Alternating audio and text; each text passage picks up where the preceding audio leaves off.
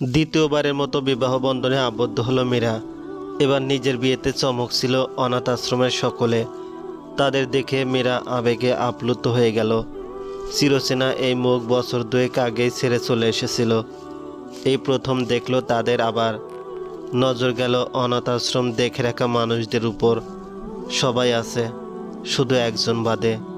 তিনি হলেন আতিফা, যার হাত ধরে মীরার চলা, যার হাতে খাওয়া, যাকে মা বাবা দুজনই মেনে আসা। তিনি হলেন আতিফা। মীরার বিয়ের মাসখানেক পর অসুস্থতায় তার মৃত্যু ঘটে। মৃত্যুর খবর কানে পৌঁছালেও মানুষটার লাশ দেখতে অনাথ আশ্রমে ছুটে যেতে পারেনি। সংসারে বেড়াজাল। ইয়ামিন ভাই কই, মীরা আপু? মীরা এই কথায় চমকালো, থমকালো।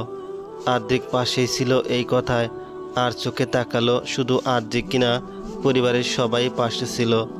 এই কথায় তাদের সবার দৃষ্টি মীরার দিকে। অনাথ আশ্রমের দেখভাল করা লোকটি তখন মেয়েটিকে ধমকে বলল, ইয়ামিনকে, বেশি কথা বলিস তুই। মীরার গলা ধরে আসতে লাগলো। আদ্রিক নিজের শক্তপোক্ত হাত দিয়ে মীরার হাত চেপে ধরল। মেয়েটি জবাবে বলল, আঙ্কেল, ইয়ামিন ভাইয়ের সাথে বিয়ের সময় তো আপনিও আছিলেন, তো এখন কেন বলছেন চিনেন না? লোকটি বিপাকে পড়ল। মেয়েটি এবার মীরার অপর হাত ধরে বলল, মীরা আপু, ইয়ামিন ভাই খুব ভালো আসছিল, কত আদর করতো আমাদের। উনি কই? উনি কি ভালো নেই? মীরা জবাব দিল না। কয়েক জোড়া স্তম্ভিত চোখ তখন তার দিকেই ঘুরছিল। লোকটি মেয়েটিকে টেনে সরিয়ে মীরার কাছে এসে বলল, কিছু মনে করিস না মীরা মা, ও একটু এমনই, কার না কার সাথে তোকে গুলিয়ে ফেলেছে। মিথ্যা বললেন লোকটি। মীরা হেসে বলল, আমার বিয়েতে এসেছেন, অনেক খুশি হয়েছি, কিন্তু আঙ্কেল, ওর মুখ বন্ধ করলে কি সত্যি কখনো আড়াল হবে? হুম। মীরা, কি বলছো তুমি? আগেও তোমার বিয়ে হয়েছিল? পরিবারের সবার বিস্মিত কণ্ঠস্বর। নববধূ মীরা আর আদ্রিক সবার সামনে দাঁড়িয়ে আছে। মীরার মুখে হাসির নির্লিপ্ত রেশ। আদ্রিক শটান হয়ে দাঁড়িয়ে আছে। সামনেই মার্জিয়া আর আদিল সহ পরিবারের সবাই। তাদের পাশে আদ্রিকা ভীতু দৃষ্টিতে তাকাচ্ছে। যদিও সে এসবের কিছুই জানতো না, কিন্তু তারপরও ভয় লাগছে। ভাইয়ের নতুন সংসারটা না জানি ভেঙে যায়। আদিল বললেন, মীরা, তোমার আগে বিয়ে হয়েছিল? জি। মার্জিয়া রেগে গেলেন, বললেন, তো আমার ছেলেকে ফাঁসালে কেন মীরা? তোমার জন্য আমার হাসি খুশি পরিবার ভেঙে গেছে। মীরা জবাব দিল না। আদিল বললেন, ডিভোর্স দিয়েছো? হ্যাঁ দিয়েছি। তোমার উদ্দেশ্য হয়েছিল বড়লোকের গলায় ঝুলে পড়া, তাই না? চরিত্রহীন মেয়ে কোথাকার। আদিল ক্ষোভে কাঁপছেন। মীরা মুখ বুজে সহ্য করে নিতে পারল না। বলল, ডিভোর্সি হলেই আমি চরিত্রহীন? আচ্ছা, আমি চরিত্রহীন, কিন্তু আমি তো আপনাদের ছেলেকে ফাঁসাইনি। উল্টো আপনাদের কথা ভেবেই এতদিন প্রত্যাখ্যান করেছি। তো বিয়ে করেছো কেন? মার্জিয়া বললেন। জবাব না দিয়ে মীরা নির্লিপ্ত ভঙ্গিতে দাঁড়িয়ে রইল। সাহিল বললেন, এই ব্যাপার নিয়ে এখন কথা বলার দরকার নেই, তোমরা নিজেদের ঘরে যাও। না ভাইয়া, আমি এদের আর এক মুহূর্ত এখানে সহ্য করতে পারছি না। আদ্রিক মীরাকে ডিভোর্স দিবে। মীরা আদ্রিককে ঠকিয়ে বিয়েটা করেছে। মীরা আমাকে ঠকায়নি বাবা, আমি সব জানতাম, আমি মেনে নিয়েছি। তোমাদের আপত্তি করার মানে নেই। ছেলের কথায় আদিল স্তব্ধ। মার্জিয়ার অবস্থাও তা। মার্জিয়া আদ্রিকের কাছে এসে বললেন, এই মুহূর্তে তুই বাড়ি ছেড়ে চলে যাবে আদ্রিক। আমি এক মুহূর্তের জন্য তোকে সহ্য করতে পারবো না এই বাসায়। আদ্রিক মুচকি হেসে বলল, চলে যাব মা, সেদিনই ফিরব যেদিন তোমরা নিজে আসতে বলবে। বলেই নববধূর হাত শক্ত করে চেপে ধরল আদ্রিক। মীরা আদ্রিকের দিকে তাকালো। সে চাহনিতে আদ্রিক ভালোবাসা, বিশ্বাস ব্যতীত কোনো কিছুর ছাপ দেখতে পেল না। জনবহুল এয়ারপোর্টে শত লোকের আনাগোনা। কেউ এসেছে সন্তানকে নিতে, কেউ এসেছে স্বামীকে নিতে, আবার কেউ এসেছে নিজের জন্মদাতা পিতাকে নিতে। শত মানুষের ভিড়ে একটুখানি এগিয়ে যাওয়ার আশায় দুটি নির্লিপ্ত হৃদয় হাঁটছে। 1 বছর বাদের কাহিনী। বিদেশ ছেড়ে পুনরায় দেশের মাটিতে পা রেখেছে দুজনে। দেশ ছাড়বার সময় রেখে গিয়েছিল হাজারো অতীত, এক টুকরো বিষাদ। নিয়ে গিয়েছিল শুধুই ভালোবাসা, বিশ্বাস, একটুখানি আত্মসম্মান। ফিরেছেও তাই নিয়ে। মীরা আদ্রিকের হাত শক্ত করে চেপে ধরল। ছলছল করে উঠল তার দৃষ্টি। 1 বছরে তার জীবনের উন্নতি হয়েছে কেবল আদ্রিকের জন্যই। মানুষটা না থাকলে উন্নতির চেয়ে অবনতি হতো। 1 বছরে আদ্রিক কিনা করেছে তার জন্য। প্রতিটা ক্ষণ পাশে ছিল। পড়ালেখার দিক থেকে মীরা সবসময় নাজুক, তাতেও পাশে পেয়েছে আদ্রিককে। রান্নাবান্নায় বেশ পটু সে, কিন্তু আদ্রিক তাকে ছুতে দেয়নি। প্রতিদিন হরেক রকমের খাবার খাইয়েছে। মানুষটা তার কথা রেখেছে। ইয়ামিনের জায়গায় সে নেয়নি, বরং নিজের জন্য আলাদা জায়গা তৈরি করেছে, যে জায়গায় নেই ইয়ামিনের মতো বিষাদের ছায়া। নিজের সর্বস্ব দিয়ে দিয়েছে মানুষটা মীরাকে সুখ দিতে যে। কিন্তু মীরা, সে তো কিছুই করেনি, কখনো ভালোবাসিও বলেনি, অথচ মানুষটা প্রতিক্ষণ ভালোবাসি বলে দিচ্ছে নিজের কাজকর্ম দ্বারা। মীরার আফসোস হয় এমন মানুষটা সে কেন ইয়ামিনের আগে পেল না। ইয়ামিনের আগে পেলে খুব একটা ক্ষতি হতো না, বরঞ্চ প্রাপ্য সম্মানে শ্বশুরবাড়ি থাকতে পারত। কপালে এই ডিভোর্সি ট্যাগটা নিয়ে বাড়ি ছাড়া লাগতো না। আবারও একই রকম বাড়িটি দেখেছিল বছর দেড়েক আগে। সে আগের হুমায়ুন মঞ্জিল, বেশ পরিচিত তার। পার্থক্য তখন অজানা অসীম মানবী ছিল। এখন এই বাড়ির বড় ছেলের বউ, এই মঞ্জিলের বড় বউ। সেটা শুধু নামেই অবশ্য, কেউ তাকে মেনে নেয়নি। মাথা উঁচু করার স্পর্ধাও নেই তার। মীরা তপ্ত শ্বাস ফেলল, গাড়ি থেকে নামলো। 1 বছর তার উন্নতি হয়েছে।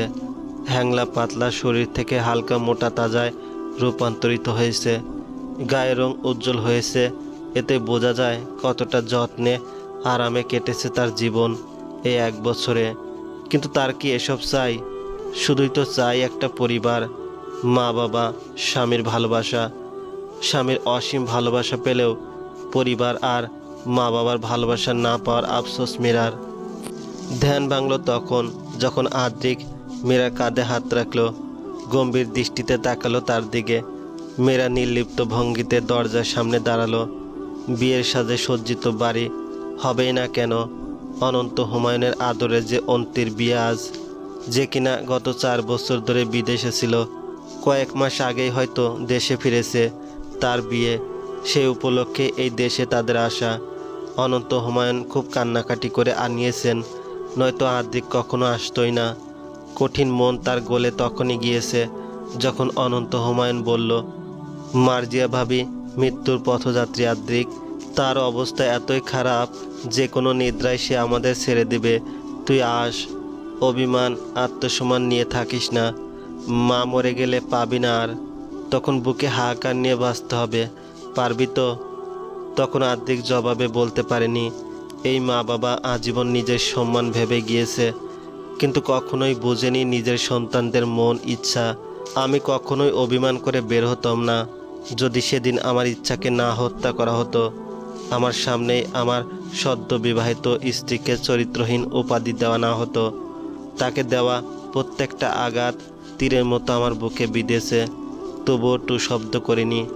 মা বাবা তো এমন কিছু বলতে চাইনি যাতে আঘাত পেয়ে সন্তানের নতুন সংসারে অভিশাপ দেয়। তাই কোনো রকম শব্দ না করেই বেরিয়ে গিয়েছি। না বেরোই কিভাবে? যে বাড়িতে আমার স্ত্রীকে সম্মান দেওয়া হবে না, সে বাড়িতে আমাকে সম্মান দেওয়া হবে না, কারণ আমার স্ত্রী আমার অর্ধাঙ্গিনী। তাকে তুচ্ছ তাচ্ছিল্য করা মানে আমাকেই করা। এই কথাগুলো বলতে যেন গলা ধরে আসবে আদ্রিকের। মুখ খুলতে পারেনি। স্তব্ধ হাতে কেটে দেয় ফোন। 2 দিন ধরে ভাবে, ঠিক করে বাংলাদেশ ফিরবে আবার। ব্যাস, কোনোভাবে প্রস্তুতি গ্রহণ করে রওনা দেয় বাংলাদেশের উদ্দেশ্যে, যে দেশ ছেড়েছিল অপমান আত্মসম্মানে আঘাত লাগার কারণে। মীরা আর আদ্রিককে দেখে সবার মুখে হাসিতে রূপান্তরিত হলো। সাহিল বাদে তার মুখ বরাবরই গম্ভীর। অনন্ত হুমায়ুন বিয়ের সব কাজকর্ম রেখেই দৌড়ে এলেন। আদ্রিককে শক্ত করে জড়িয়ে ধরলেন, বললেন, আমাদের আদ্রিক ফিরেছে বাড়ি, সবাই দেখে যা। সবাই এলো দেখা করতে। শেষে সাহিল এলেন, বললেন, ভালো আছো তোমরা? জবাব দিল মীরা, হ্যাঁ, আপনি কেমন আছেন বাবা? মীরার মুখে বাবা ডাক শুনে থতমত খেলেন সাহিল। চকিত নয়নে তাকালেন ওর দিকে। মীরা হাস্যোজ্জ্বল মুখশ্রী। বুকে প্রশান্তি বয়ে গেল সাহিলের, তবু মুখে দাম্ভিক ভাব রাখলেন। জবাবে বললেন, ভালো আছি, রেস্ট নাও ঘরে। যে সম্মতি প্রদান করে আদ্রিক ও মীরা আদ্রিকের ঘরে গেল। সিমসাম পরিপাটি ঘর আদ্রিকের। মার্জিয়াই হয়তো পরিষ্কার করতেন আদ্রিকের ঘর। সন্তান তো, মুখে যতই বলুক বের হয়ে যা, মন থেকে কখনোই বের করতে পারে না। বাবা, এসেছিস তুই? আদ্রিক বাবা আমার। মার্জিয়ার নিভু নিভু কণ্ঠস্বর। আদ্রিকের অন্তঃকরণ কেঁপে উঠব। মার্জিয়ার কণ্ঠস্বর আগের মতো মধু নেই, ভেঙে গিয়েছে। তবু মার কণ্ঠস্বর আজীবন মধুরই থাকবে সন্তানের কাছে। আদ্রিক বলল, হ্যাঁ আমি। মার্জিয়া আচমকা ফুঁপিয়ে উঠলেন। আদ্রিকের হাত জোড়া আঁকড়ে বলে ওঠেন, আমি মরে যাচ্ছি বাবা, আমার অবস্থা খারাপ, খুব বেশি দিন বাঁচব না। তুই থাকবি তো মার কাছে? থাকবো, সোজাসাপটা জবাব দিল আদ্রিক। একদম নিয়ে বলল, বাবা কোথায়? মানুষটা কোথায় আছে কে জানে। তুই যাওয়ার পর সেও কেমন যেন হয়ে গেল। চুপচাপ থাকতো, কথায় কথায় রাখতো, আগের মতো হাসি খুশি নেই। তুই আমাদের একমাত্র ছেলে, তোর খোঁজ খবর নেই, চিন্তা হবেই। আদ্রিকা আমাদের অনেক খেয়াল রাখতো। মেয়েটা এখন বড্ড সুখে আছে রে। আমাদের পছন্দের পাত্রে বিয়ে করলে হয়তো সুখী থাকতো না ও। ঠিকই বলেছিস, আমরা কেউ তোদের ইচ্ছাকে প্রাধান্য দেইনি, আমাদের সম্মানটাই আসল।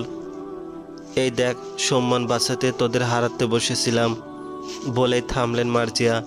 এক নাগারে এত কথা বলে হাঁপিয়ে উঠলেন তিনি। মীরা পানি দিল তাকে। পানি খেয়ে মার্জিয়া বললেন, অরিন মেয়েটা ভালো নেই জানিস। ক্লান্ত দেহ নিয়ে অফিস থেকে বেরিয়েছে অরিন। বাইরে শস্য বাতাস তার দেহ শুয়ে চলে যাচ্ছে নিজ গতিতে। ঘর্মাক্ত দেহ ধীরে ধীরে হালকা হালকা ঠান্ডা হচ্ছে। শরীর শুকিয়ে কাঠিন্যায় হয়ে গিয়েছে, গায়ের রং চাপা হয়ে গিয়েছে। আগের তুলনায় পরিবর্তন যেন কয়েকশো। দুর্বল শরীর নিয়ে হেলে দুলে হারছে। রিক্সার আশায় পাচ্ছে না। বাড়ি ভাড়া করে থাকে এখানেই। 10 মিনিটের রাস্তা, সচরাচর হেঁটেই যায়, কিন্তু আজ যেন শরীরে তার কোলাচ্ছে না। আচমকা এক দমকা বাতাস এসে চুল ছুলো। চুলগুলো মুহূর্তেই কপালের সামনে এসে পড়ল। চুল সরাতে বাম দিয়ে দিল অরিন। বাম হাতে সেলাই করা কাটা দাগ স্পষ্ট ভেসে উঠছে। কোনো রকম হাঁটতে হাঁটতে বাড়ির সামনে এসে পৌঁছালো অরিন। বাড়ির সামনে বিশাল ট্রাক দেখতে পেয়ে ভ্রু কুঁচকালো, আগ্রহ দেখালো না। বাড়ির গেটের সামনে যে প্রবেশ করতে নিলেই এক সুঠামদেহী পুরুষ বেরিয়ে এলো গেট থেকে। অরিন মাথা নত করে সরে দাঁড়ালো। ছেলেটি দরজা থেকে বের হলো। অরিনকে বলল, আপনি কি এই বাড়িতে থাকেন? অরিন মিহিস্বরে বলল, জি। কত তলায় থাকেন? 3 তলায়। ছেলেটি চমৎকার হেসে বলল, ও, আমিও 3 তলাতেই থাকছি। আপনি মিস অর মিসেস? আমার নাম অরিন, আমি এখনও আনম্যারিড, সেহেতু মিসি। সৌজন্যতার খাতিরে একটুখানি জোরপূর্বক হেসে জবাব দিল অরিন। লোকটি ফ্যাল ফ্যাল করে তাকিয়ে বলল, ও, আমার নাম অনয়। হলুদের পাড় শুকিয়ে যে যার ঘরে এসে পড়েছে। মীরা ও আদ্রিকও সবে ঘরে এলো। ঘরে আসতে আদ্রিক বলল, তুমি শুয়ে পড়ো, একটু পরে। আদ্রিক তাড়াহুড়ো দেখিয়ে বলল, একটু পরে কেন? ফ্রেশ হয়ে এখনই শুয়ে পড়ো। কয়েকদিন ধরে না তোমারও শরীর ভালো যাচ্ছে না? তা যাচ্ছে না, কিন্তু সব কিছু গোছগাছ তো করা লাগবে। কাল সকালে উঠে করো, তখন অহরহ সময় পাবে। এখন ফ্রেশ হয়ে ঘুমাও। মীরা ব্যাগ থেকে জামা বের করতে করতে আর চোখে আদ্রিকের দিকে তাকালো। আদ্রিক জোরপূর্বক হাসলো তা দেখে। মীরা ফ্রেশ হয়ে বেরিয়ে দেখে আদ্রিক বিছানায় বসে আছে। তাকে দেখে আদ্রিক বলল, ঘুমাও। মীরা কোনো কিছু না বলে চুপচাপ ঘুমিয়ে পড়ার ভান করলো। মীরা ঘুমিয়ে গেছে ভেবে আদ্রিক ঘর থেকে সাথে সাথে বের হলো। আদ্রিকের যেতেই আড়মোড়া হয়ে মীরা চোখ খুলল। ঘরে আদ্রিককে না পেয়ে নিজে উঠে বাইরে এলো মীরা। আদ্রিক তখন কোথাও যাচ্ছিল। মীরাও আদ্রিকের পিছন পিছন যেতে লাগলো। আচমকা আদ্রিক থেমে গেল। মীরা লক্ষ্য করলো আদ্রিক সাহিল হুমায়ুনের ঘরে ঢুকেছে, কিন্তু মীরা বুঝলো না কেন ঢুকেছে। উল্টো পায়ে মীরা হাঁটা ধরল নিজের ঘরে। কারো ঘরে আড়িপাতের স্বভাব নেই তার, হয়তো আদ্রিকেরই কোনো কাজ আছে। কলিং বেলের শব্দে চোখ কষলে বিছানা থেকে উঠে দাঁড়ালো অরিন। বিরক্তিতে কপাল কুঁচকে এসেছে। দরজা খুলে গতকালের সেই লোককে দেখে বিরক্ত হলো। কি যেন নাম, হ্যাঁ অনয়। অনয় অরিনকে দেখে মুচকি হেসে বলল, ঘুমাচ্ছিলেন? ডিস্টার্ব করলাম না তো? অরিন জোরপূর্বক হেসে বলে, না করেননি। হঠাৎ এইখানে? আজ শুক্রবার তো, নিশ্চয় ঘুমাচ্ছিলেন এতক্ষণ। হ্যাঁ ঘুমাচ্ছিলাম।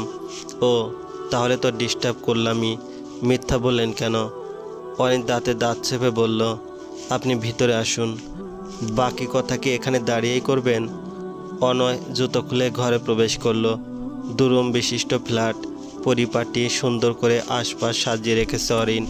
অনয় মুগ্ধ দৃষ্টি ঘর দেখে বলল, আপনি কি এখানে একা থাকেন? মানে আপনার মা বাবা কোথায়? তারা কি অন্য জায়গায়? অরিন শান্ত স্বরে বলল, আমার মা বাবা নেই। ও সরি, মাথা চুলকে বলল অনয়। অরিন প্রত্যুত্তরে কিছু বলল না। অনয়কে আবারও বলল, আপনি কিছু খাবেন? চা, কফি?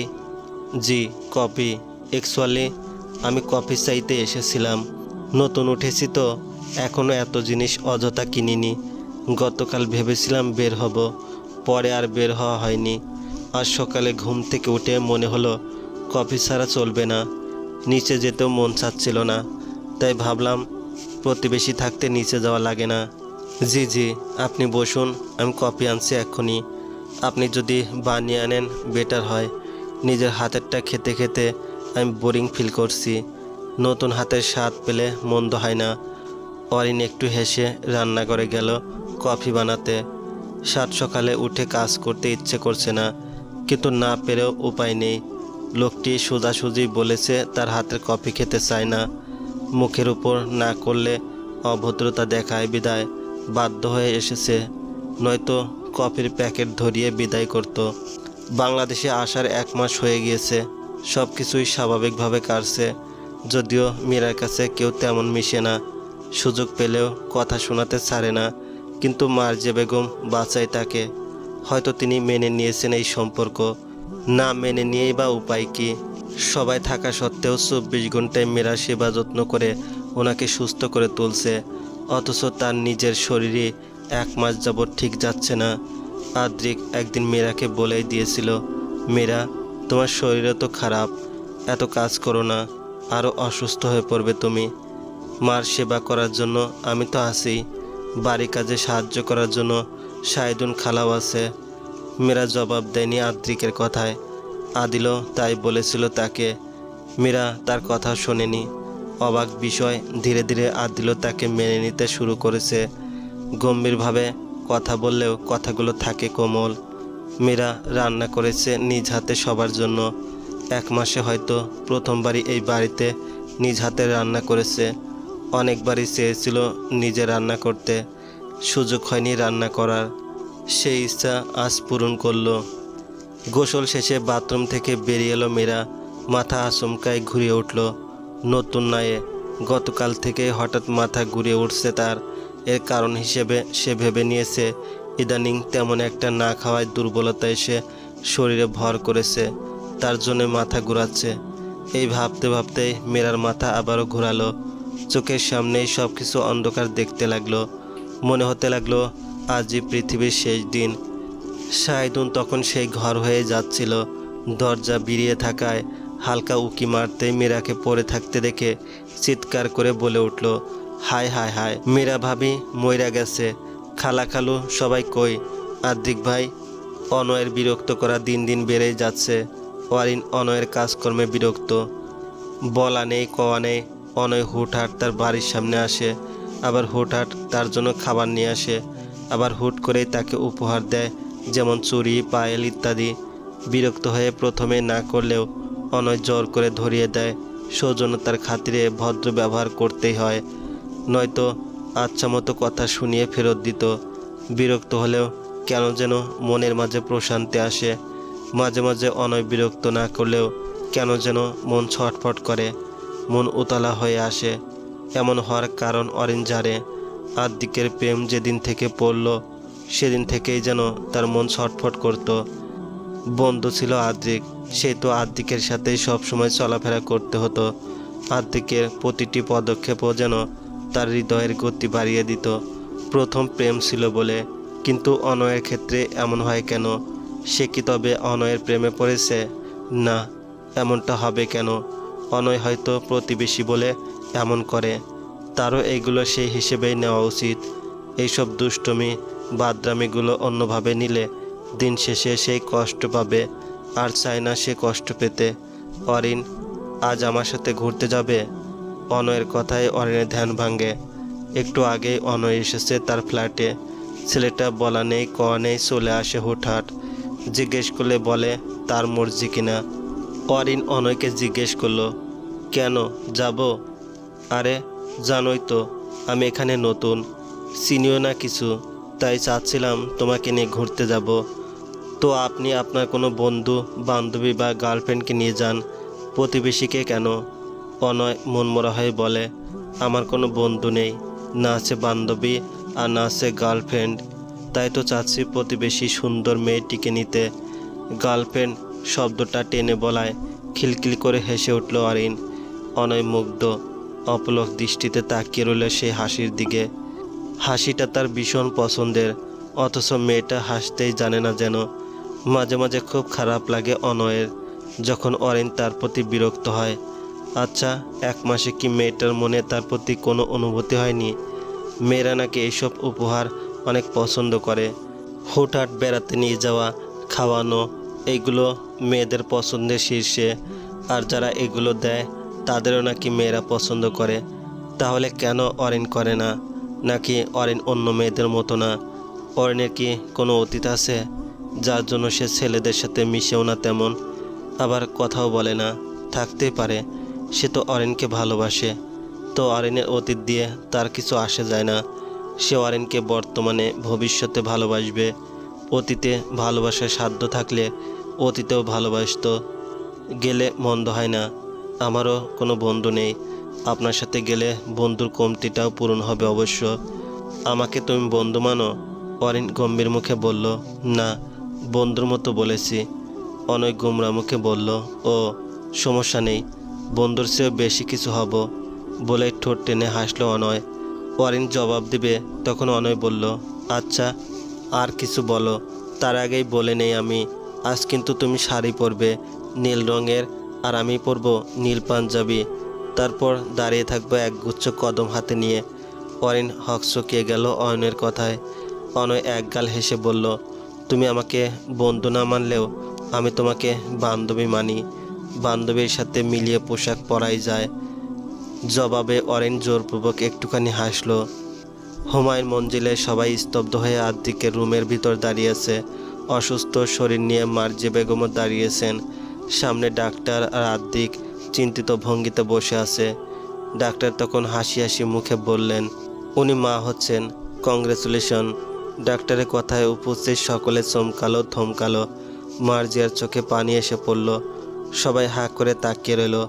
আদ্রিক চেঁচিয়ে উঠল, উঠে আদিলকে ফট করে জড়িয়ে ধরে বলল, বাবা, আমি বাবা হচ্ছি তোমার মতন। আদিল খুশিতে জবাব দিতে পারলেন না তৎক্ষণাৎ। দাদা হবেন তিনি, খুশি হবার নয় কি?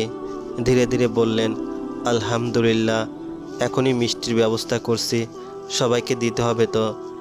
আদিল দাঁড়ালেন না আর সেখানে, হন্তদন্ত করে বেরিয়ে গেলেন ঘর ছেড়ে। তার যেতে মার্জিয়া চোখের জল ফেলে দিলেন সাথে সাথে। আদ্রিকে জড়িয়ে ধরে বললেন, কত বড় হয়ে গেছিস তুই বাবা, তুই নাকি এখন বাবা হবি, কত বড় দায়িত্ব তোর কাঁধে পড়বে। আমার সেই বাচ্চা ছেলেটা দেখতে দেখতে কতখানি বড় হয়ে গেল। আল্লাহ। আদ্রিক হাসল। মীরার তখন সবে জ্ঞান ফিরেছে। সবার চিৎকার চেঁচামেচিতে যা বুঝার বুঝে নিয়েছে সে। খুশিতে চিৎকার করার মতো জোর পেল না কণ্ঠে মীরা, ঠায় হয়ে বসে রইল এক জায়গায়। তখন সাহিল এগিয়ে এলেন আদ্রিককে বললেন, তোমাদের মা বাবা হওয়ার খবরটা শুনে খুশি হয়েছি আমি। অনাথ আশ্রমে খবরটা পাঠিয়ে দিও, আর সাথে মিষ্টি পাঠিয়ে দিও সেখানে। মীরা শুনল, ধীর কণ্ঠে বলল, আপনারা আপত্তি না করলে একটা কথা বলতাম। সবাই উৎসুক চোখে তাকালো মীরার দিকে। মীরা বলল, আমি অনাথ আশ্রমে যেতে চাই ঘোরার জন্য। আমার পরিবার নেই, ছোট থেকে আমার বড় হওয়া সেখানে, তাই আমি চাই সেখানে যেতে। যদি আপনারা আপত্তি না করেন। মার্জিয়া বললেন, হে আল্লাহ, এতে আপত্তির কি আছে? তুমি আমাদের এত বড় সুখবর শোনালে, আর আমরা তোমার সামান্য ইচ্ছা পূরণ করব না? শোনো, অনাথ আশ্রমে তুমি একাই যাবে না, আমরা সবাই যাব মিষ্টি নিয়ে। মীরা কিছু বলার ভাষা খুঁজে পেল না, চুপ করে রইল। অনুভব করতে লাগলো নতুন নতুন মা হওয়ার অনুভূতি। আস্তে করে পেটে হাত ছোঁয়ালো। মীরার হাত কাঁপছে। হ্যাঁ, তার সন্তান তো এখানেই। এখন থেকে আগামী কয়েক মাস এইখানেই থাকবে। তারপর সেই কাঙ্ক্ষিত মুহূর্তটি দেখবে, যখন সে সজ্ঞানে এসে নিজের সন্তানকে ছোঁবে। সন্তানের কোমল ছোট নরম হাত দুটো নিজের হাতের মুঠোয় নিয়ে চুমু খাবে। সন্তানকে বুকে নিয়ে প্রশান্তির সাথে চোখ বুজে নিবে। ইস, কবে আসবে এই দিন, কবে এই স্বপ্ন পূরণ হবে? মীরা আবেশে চোখ বন্ধ করে ভাবতে লাগলো। টের পেল না আদ্রিককে। আদ্রিক আস্তে আস্তে মীরার পাশে শখানেক দূরত্ব কমিয়ে বসলো। মীরার পেটের উপরে হাতটার উপর নিজের হাতটা রাখলো। মীরা চোখ বন্ধ করে সেই স্পর্শ চিনতে পারল। ঠোঁটে মৃদু হাসি দেখা গেল মীরার। আদ্রিক তা দেখল, বড় শ্বাস ফেলে বলল, আমার নিজেকে ধরে রাখা কঠিন হয়ে পড়ছে। হ্যাঁ, হকচকিয়ে বলল মীরা। আদ্রিক বলল, খুশিতে পাগল হয়ে যাচ্ছি। আমি ভয়ঙ্কর একটা কাজ করে ফেলবো এই মুহূর্তে। বলেই মীরার জবাবের অপেক্ষা করলো না একদমই। ফট করে মীরার মুখের কাছে নিজের মুখ নিয়ে মীরার ঠোঁটে ঠোঁট মিলে নিল। মীরা থমকে গেল মুহূর্তেই। মিনিটের মাঝে আদ্রিক মীরার কাছ থেকে সরে এলো। মীরার পেটের মাঝে হাত বুলিয়ে বলল, আজ এই মুহূর্তে থেকে আমি হয়ে গেলাম বাবা। তাহলে আপনাকে অভিনন্দন জানানোই লাগে। অবশ্যই আমার সাথে তোমাকেও জানানো উচিত, কারণ তুমিও মা হচ্ছ। মীরা হাসল। কি সুখকর সেই মুহূর্ত। আমি তোমাকে ভালোবাসি অরিন। অনয়ের কণ্ঠস্বর থমকাচ্ছে। অরিন তাকালো। সাদামাটা প্রস্তাব অনয়ের। অতি সাদামাটা, সাধারণ। গোলাপ দিয়ে প্রপোজ করেছে। আজ কেন জানি ভালো লাগছে তার সব। অথচ সাদামাটা সাধারণ কোনো কিছুই কখনো তার পছন্দ ছিল না। সে ছিল এক্সট্রা অর্ডিনারি। কিন্তু এই সব সাদামাটা সাধারণ জিনিসগুলোই তার প্রিয় হয়ে উঠেছে অনয়ের জন্য। হ্যাঁ, শুধুমাত্র তার জন্য। অরিনের ভাবনার মাঝে অনয় বলল, অরিন, জবান দেবেন না? ভালো লাগেনি? লেগেছে? উত্তর দেবে না? কিছু কিছু প্রশ্নের যেমন উত্তর হয় না, তেমনি কিছু প্রস্তাবেরও জবাব থাকে না। তার মানে আমাকে তোমার পছন্দ নয়? মুহূর্তেই মনমরা ভাব এলো অনয়ের চেহারায়। আড়ালে হাসলো অরিন, কিন্তু গম্ভীর হয়ে বলল, যেসব প্রশ্নের উত্তর নেই সেসব প্রশ্নের নিচ থেকে একটা পজিটিভ উত্তর বের করি আমরা। সেই হিসেবে যেসব প্রস্তাবের জবাব নেই সেসব প্রস্তাবের পজিটিভ উত্তর করতে হবে। উত্তর খোঁজার জন্য ব্রেন লাগবে। অনেক চমকালো। চমৎকার হাসলো উত্তর পেয়ে যাওয়ার আশায়। ফট করে উঠে অরিনকে এক হাতে জড়িয়ে ধরল। অরিন চমকালো। পরক্ষণে পরম আবেশে মুখ লুকালো অয়নের বুকে, যে বক্ষে তার শান্তি। আজ মীরা শিশু নিবাস। ছোট এই অনাথ আশ্রমে খোদাই করে লেখা নামটি। সাইল চশমা ঠিক করলেন। চোখ ভিজে এলো আজ মীরার নামটা দেখে। সবাই ভিতরে গেল অনাথ আশ্রমের। মীরাকে দেখে ছোট ছোট সবাই চলে এলো। আস্তে আস্তে বড়রাও আসলো। সর্বপ্রথম এলেন আলমগীর সাহেব। মীরার যখন 16 বছর তখন এসেছিলেন আশ্রমে। মেয়েটি ভদ্র। তিনি মীরার মাথায় হাত বুলিয়ে বললেন, কত বড় হয়ে গেছিস। সেই সরসী মেয়েটা আজ মা হবে, ভাবা যায়? মাশাল্লাহ। মীরা লাজুক হাসল। আলমগীর এইবার আদ্রিকের কাছে এসে বললেন, বাবা, খুশি হয়েছি খুব খবরটা শুনে। সুখে থাকো। আদ্রিক উত্তরে হাসল। একে একে সবাই এলো মীরার সাথে দেখা করতে। সবাই দোয়া দিল। সবশেষে আলমগীর বললেন, আরেকজনের সাথে দেখা করবি? অনেক অসুস্থ। কে চাচা? মীরা বলল। আলমগীর বললেন, এই অনাথ আশ্রমের মালিক রুবাইদা আফা। উনি অসুস্থ, বিছানায় পড়ে আছেন। দেখা করে যা। কয় বছর যে হলো ঘর থেকে বের হন না, বাইরে আলো দেখেন না। তুই তো চলেই যাবি, আর কবে না কবে আসবি। ততদিনে চলে গেলে উনার আর আতিপার কোলে পিঠে মানুষ হয়েছিস। আতিপা গত হলো, উনি না জানি কবে। বলে দীর্ঘশ্বাস ফেললেন আলমগীর। মহিলাটা ভালো বড্ড, ঘর থেকে বের হন না। অসুস্থতার জন্য ঘরেই পড়ে থাকেন। বয়স হয়নি ততটাও, কিন্তু তারপর অসুস্থ, মৃত্যু কাছে বলেই হয়তো। রুবাইদার কথায় মীরা খুশি হলো। এই অনাথ আশ্রম যখন খোলা হয় তখন এই অনাথ আশ্রমের প্রথম অনাথ মেয়ে ছিল সে, যার জন্য তাকে সবাই ভালোবাসত খুব, বিশেষ করে আতিবা আর রুবাইদা। কিন্তু 3 বছর হতে চলল মানুষটাকে দেখে না সে, তার বিয়েতেও আসেনি। মীরার সাথে পিছে পিছে গেল সবাই রুবাইদার ঘরে। সবাই প্রবেশ করলো। মোটামুটি আকারের ঘর, পরিপাটি ঘর, দেওয়ালের রং খসে পড়েছে যদিও। বিছানায় পাশ ফিরে শুয়েছিলেন রুবাইদা, গায়ে কাঁথা জড়ানো। আলমগীর বললেন, আপা দেখেন কে আসছে, আমাদের মীরা। ভদ্র মহিলা উঠে বসলেন এবার শোয়া থেকে। জেগেছিলেন বোধ হয়, তাই কথাটা কানে গিয়েছে। মীরা পাশে যেয়ে তার হাত ধরল। তিনি মীরার স্পর্শে মীরার হাত আরও শক্ত করে ধরলেন। বললেন, মীরা শোনা মা, এসেছিস তুই? এতদিন পরে এই মার কথা মনে পড়ল। চাপা স্বরে কেঁদে উঠল মীরা। পাশ ফিরে মীরার দিকে তাকালেন। মীরার দিকে তাকিয়ে দাঁড়িয়ে থাকা সবার দিকেই তাকালেন। তখনই চোখ আটকে গেল একজনের দিকে। অস্ফুট স্বরে বললেন, সাহিল তুমি এখানে? রুবাইদা কাপা স্বরে বলল কথাটা। সাহিল সহ সবাই চমকালেন। সাহিল বলল, রুবাইদা। রুবাইদা কেঁদে উঠলেন শব্দ করে। বললেন, এতদিন কোথায় ছিলে তুমি সাহিল? 20টা বছর ধরে আমি তোমার অপেক্ষায়, তোমাকে কিছু বলার অপেক্ষায়, কিছু সত্য জানানোর অপেক্ষায় ছিলাম। রুবাইদার কথায় সকলে চমকালো। বিস্ময়ে সকলে চোয়াল হা হয়ে গেল। শান্ত রইল শুধু সাহিল আর মর্তুজা বেগম। লজ্জায় তিনি মাথা নিচু করে আছেন। রুবাইদার নজর তখন কারোর দিকে নেই। তিনি বললেন, তুমি যেদিন বিদেশে চলে গেলে সেদিন রাতেই মীরা প্রসব বেদনায় কাতরাতে থাকে। আমি কি করব ভেবে পাই না। মেয়েটা তখনও তোমার নামই নিচ্ছিল, এবং মেয়েটা যখন মরবে সেই মুহূর্তেও সে তোমার নাম নিয়েছে। সাহিল অবাক হয়ে তাকালেন। আজমিরার সাথে কঠিন প্রেম সাহিলের, নিজেকে প্রতিষ্ঠিত করার জন্য খেটেছে। এর মাঝে মার্জিয়াকে বিয়ে করে বাড়ি আনে আদিল। বিয়ের 1.5 বছরেই জন্ম হয় আদ্রিকের। সেই থেকে মর্তুজা বলল, মেজোপোলার বিয়ে দিয়া দাদি হইলাম, কিন্তু তুই এখনো বিয়ে করলি না। সাহিল প্রতিবারই এড়িয়ে যেত, কিন্তু একদিন শক্ত হাতে ধরলেন মর্তুজা। যতক্ষণ না বিয়ে দিবেন তার শান্তি নেই। উঠে পড়ে লেগেছেন। সাহিল ছোটবেলা থেকে শান্ত থাকায় তার কোনো কথাই কোনো জবাব দেয়নি। বয়স্ক মানুষ, 1-2 দিন এ নিয়ে কথা বলে ভুলে যাবেন।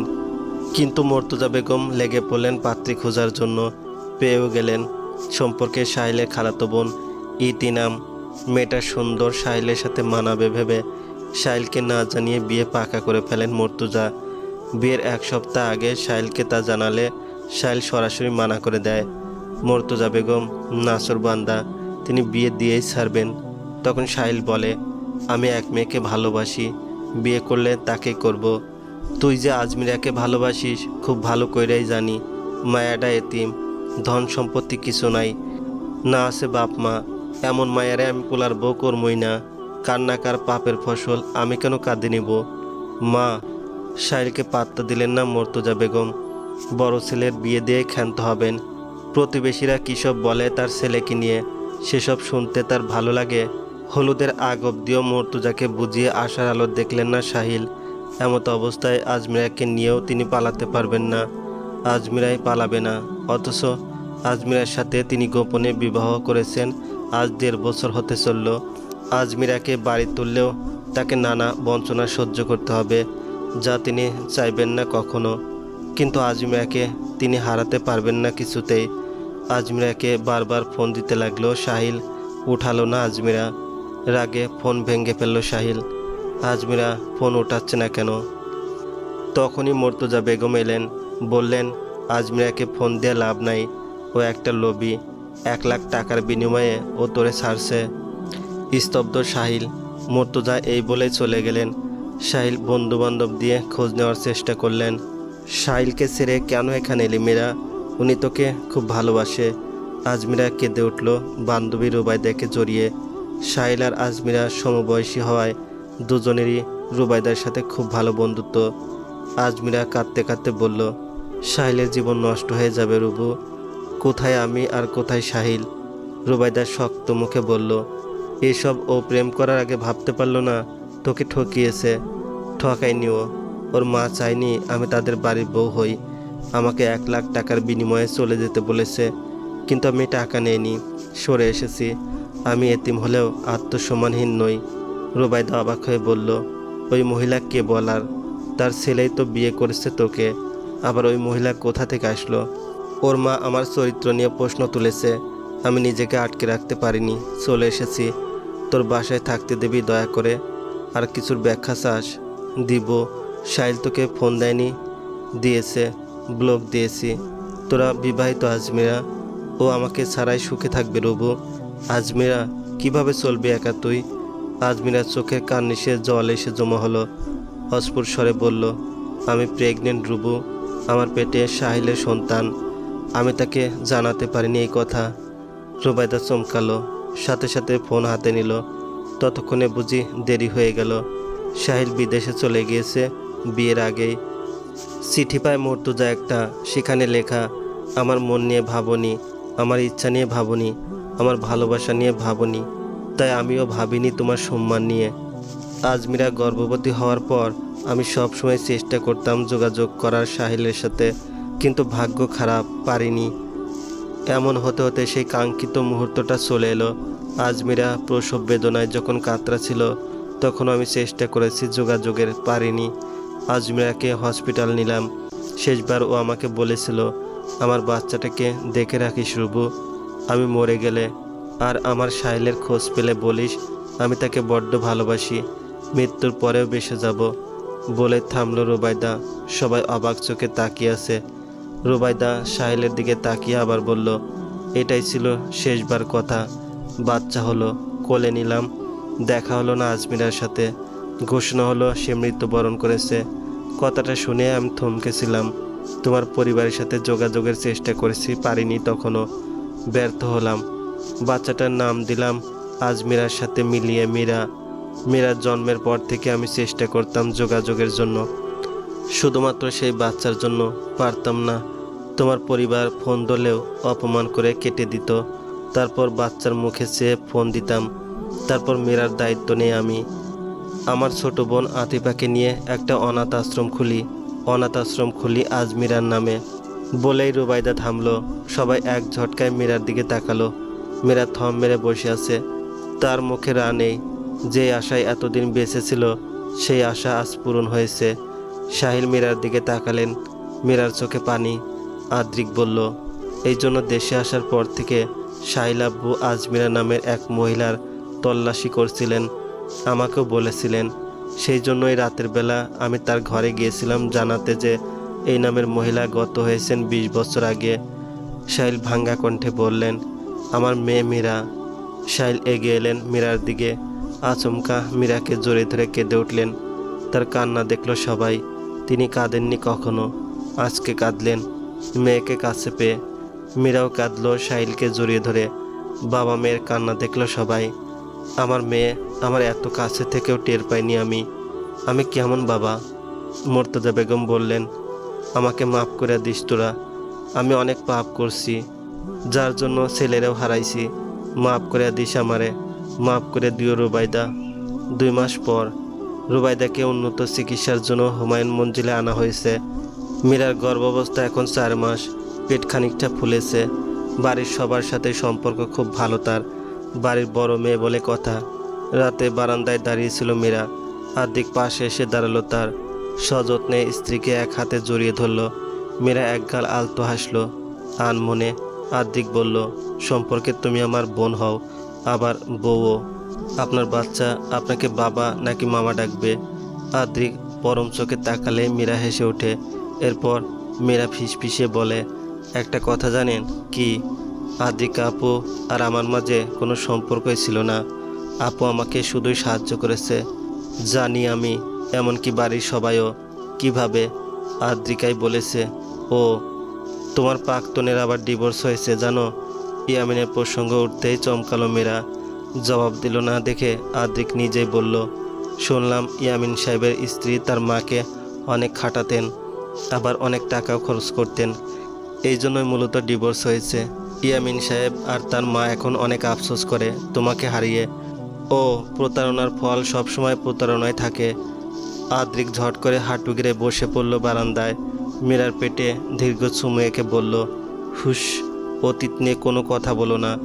এখন যাই হবে সব সুখকর হবে। কোনো দুঃখ আমাদের স্পর্শ করতে পারবে না, কারণ আমাদের সন্তান আসছে সুখ নিয়ে।